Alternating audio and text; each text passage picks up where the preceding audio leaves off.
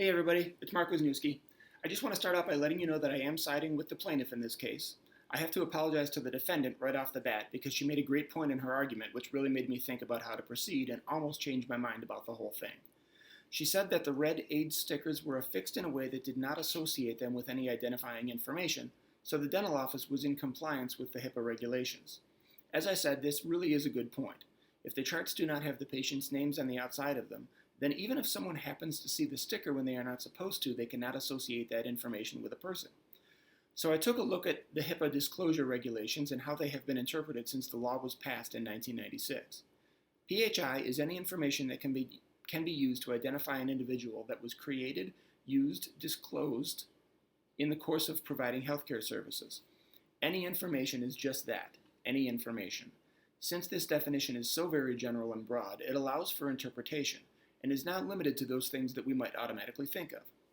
For example, we already know that attaching a red sticker that says AIDS to a person's name and then leaving that in the waiting room during office hours is a pretty cut and dry disclosure.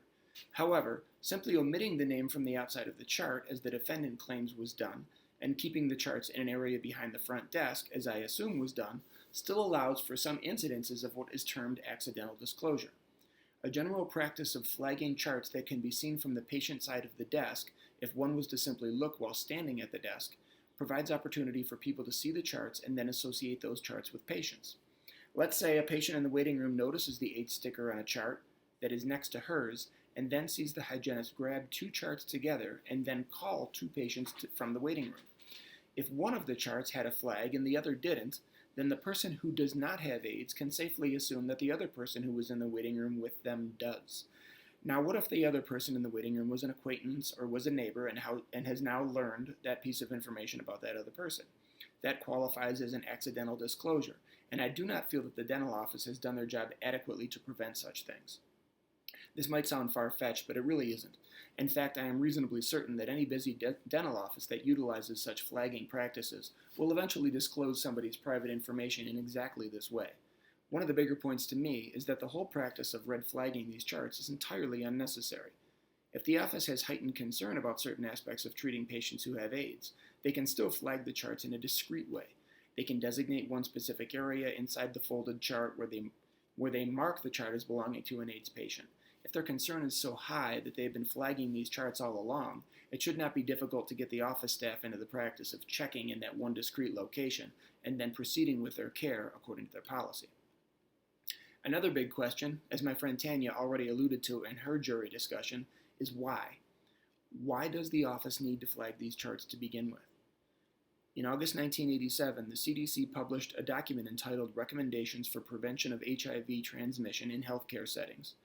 That document recommended that blood and body fluid precautions be consistently used for all patients regardless of their bloodborne infection status. This extension of blood and body fluid precautions to all patients is referred to as universal precautions or standard precautions as we now call it. Under standard precautions, blood and certain body fluids of all patients are considered potentially infectious for human immunodeficiency virus, hepatitis B virus, and other bloodborne pathogens. So there really are two questions here.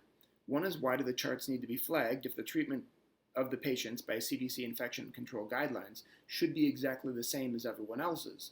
And two, why are they not flagging the charts of people with hepatitis B? Hepatitis B is a much more hardy virus that can live on surfaces for a long time before it is rendered innocuous.